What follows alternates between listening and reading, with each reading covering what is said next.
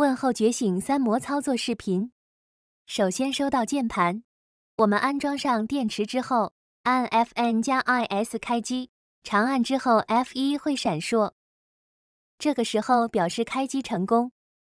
然后我们进行蓝牙复位操作 FN+ESC 长按，右上角的指示灯孔闪烁，表示复位成功。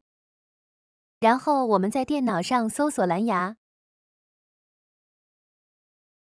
点击添加蓝牙，选择键盘的名称，这时候会出现一个6位的随机数字，我们在键盘上按压这6个数字，显示准备就绪，表示连接成功。